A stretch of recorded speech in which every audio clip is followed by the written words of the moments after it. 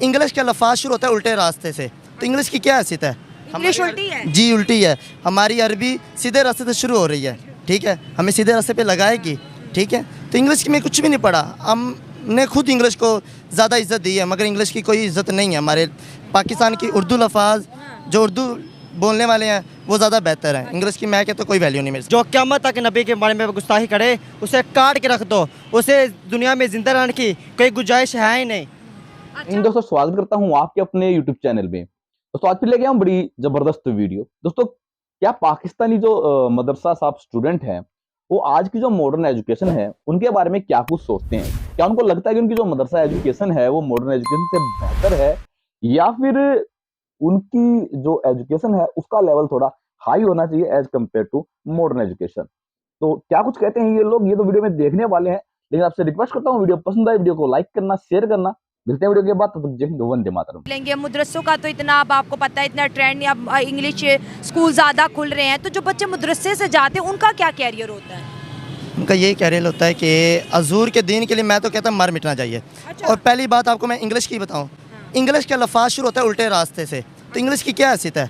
English उल्टी है। जी उल्टी है। हमारी अरबी सीधे रास्ते से शुरू हो रही है, ठीक है, हमें सीधे रास्ते पे लगाएगी, ठीक है। तो इंग्लिश में कुछ भी नहीं पढ़ा, हमने खुद इंग्लिश को ज़्यादा इज्जत दी है, मगर इंग्लिश की कोई इज्जत नहीं है। हमारे पाकिस्तान की उर्दू लफाज जो उर्दू बोलने वाले हैं वो ज़्यादा बेहतर है, इंग्लिश की मैं कहता तो कोई वैल्यू नहीं मेरे साथ। दुनिया चांद पे जा रही है, टेक्नोलॉजी पे जा रही है। आज जो आपके पास फ़ोन है, जो इंटरनेट है, जो कंप्यूटर है, जो लेटेस्ट किताबें हैं, वो जिन्होंने तालीम हासिल की होती है वो लिखते हैं, फिर अपना इल्म आगे तक पहुंचाते हैं। तो क्या इन सब चीज़ों की मुसलमानों को ज़रूरत नहीं है, टेक्नोलॉजी साइंस की? सबकी ज़रूरत है, मगर उनको कहीं एक कुरान वो एक बना के दिखा सकें। जितने भी अंग्रेज़ है, जितने भी झूठ जितने भी हैं ना, उनको एक कुरान इस तरह की निकाल के दिखा दे जो इतना सच है। यहूदी है खुद मानते हैं इसके जैसी कोई किताब सच्ची नहीं है। तो ये अल्लाह ताला का ऐसा कलाम है कि अल्लाह फरमाता है, हजूर ने फरमाया कि अगर इसकी एक आयत, अल्लाह फरमाता है कि मैं कुरान की एक आयत पहाड़ पे नाजिल कर देता तो पहाड़ सुरमा बन जाता, रेज़ा रेज़ा जल जाता। तो देखो छोटे छोटे बच्चे 7-7 8-8 साल के बच्चे कुरान पाक को सीने में लेके जा रहे हैं। तो अल्लाह ताला की फजीलत है, हमारे कुरान सीने में है, तो ये भी हजूर का सदका है, ठीक है। बाकी उम्मतियाँ आई, उम्मत जितने भी उनके सब बस नबियों को कुरान याद होता था, मगर हमारे नबी की उम्मत पे इतना आसान कुरान अच्छा, हमारा मेरा हमेशा सवाल मदरसे बच्चों से ये रहता है, मदरसे तो जाते हो लेकिन स्कूल भी जाओ ना। आजकल के ज़माने में साइंस का ज़माना है, टेक्नोलॉजी का ज़माना है, लेटेस्ट डेवलपमेंट का ज़माना है। अगर आप सिर्फ कुरान ही पढ़ोगे, बाकी चीज़ें नहीं पढ़ोगे, तो दुनिया में कैसे सर्वाइव करोगे?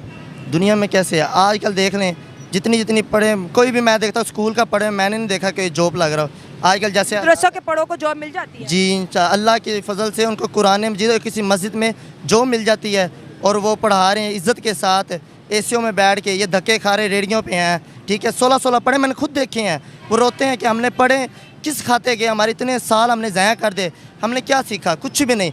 वो रेडियों पे फ्रूट लगा के खड़े मतलब आप कहते हैं कि दुनियावी तालीम ना सीखो, सीखें 5 तक बस? नहीं, जिसमें फ़ायदा हो, जितना आपको फ़ायदा होगी, आपकी सोच हो कि मैं ये कर सकता हूँ, ये आपको मिल सकता है, आप उतना पढ़ें, ठीक है। मगर मेरा यही है कि कुरान पाक की अगर साथ मोहब्बत रखोगे ना, तो मैं कहता हूँ अल्लाह की तरफ से बरकतें ही बरकतें हैं। जिनसे मर्जी पूछें, जितने भी कारी साहब हैं ना, जितने भी हाफ़िज़ कुरान है, अगर वो कुरान के साथ वो बसता है ना, पक्के हैं ना, तो मैं कहता हूँ वो कुरान उनको कहीं रिसवा नहीं होने देता, ठीक है ना। अगर हजूर के लिए अल्लाह ताला ने आयत नाज़िल की ना, वारफ़ान अल्लाह का ज़िक्र, तो उनकी उम्मतियों के लिए भी है कि अल्लाह ने हजूर का दिन बुलंद ज़िक्र बुलंद कर दिया ना, तो ज़िक्र करने वाला का भी ज़िक्र बुलंद है। अच्छा, बात की जाती है कि मदरसों के अंदर काफरों के बारे में बताया जाता है कि जो नॉन मुस्लिम है, जो हिंदू है, सिख है, ईसाई है, वो काफर हैं, काफरों को मारो, काफरों से नफरत करो। इस वजह से लोग डरते हैं कि भाई यहाँ से तो बच्चों का दिमाग ही घुमा दिया जाता है। नहीं, ये बात कितनी सच है? ऐसा नहीं है, कुछ भी ऐसा नहीं है, मगर ये होना चाहिए कि बच्चे को खुद ही होना चाहिए जो हमारे हजूर के बारे में भौंके।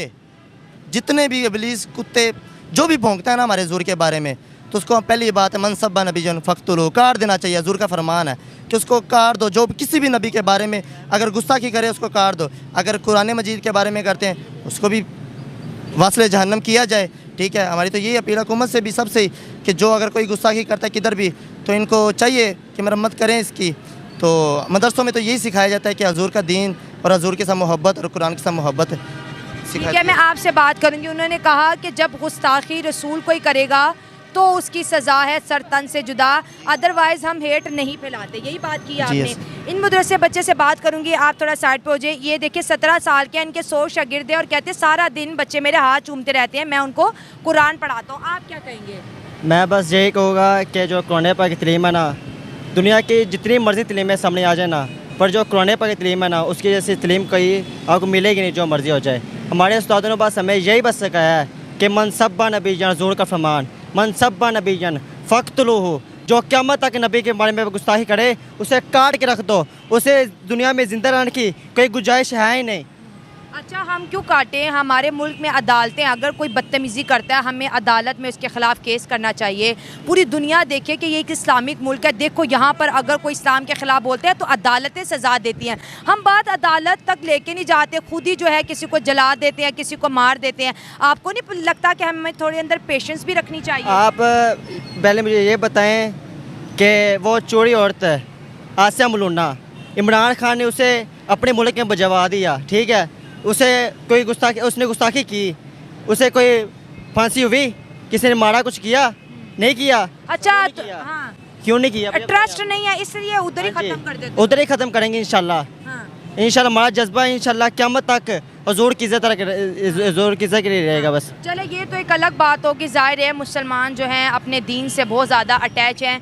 नॉन मुस्लिम के साथ क्या रिलेशनशिप होना चाहिए एक मुसलमान का? हमारे सामने एक हिंदू है, एक ईसाई है, उनके साथ कैसा सलूक होना चाहिए मदरसे के कहते हैं? हमारे बाबा जी खादिम सैयद रिजवी साहब हमें बता गए हैं। उन्होंने क्या है कि हजूर ने हमें पहले बता दिया इनको काफिर के हकूक़ है। हजूर ने फरमाया कि एक काफिर रह रहे हुए अपनी ऐसे पंजाब पाकिस्तान रह रहे पनाह लैके, ठीक है, तो एक बिना वजह कोई मुसलमान बंदा नूं कतल कर दे बगैर वजह, अल्लाह पाक उस बंदे ते कतल करने वाले उहदे ते जन्नत हराम कर देगा। इनका ये कहना है कि अगर एक नॉन मुस्लिम है, वो ईसाई है या फिर वो हिंदू है, अगर उसने कुछ भी नहीं किया और अगर वो मासूम है, अपने घर में बैठा है, अपना काम कर रहा है, और अगर किसी ने उसको मारा या तंग करने की कोशिश की, तो अल्लाह का हुक्म है कि उस मुसलमान के ऊपर जन्नत हराम है।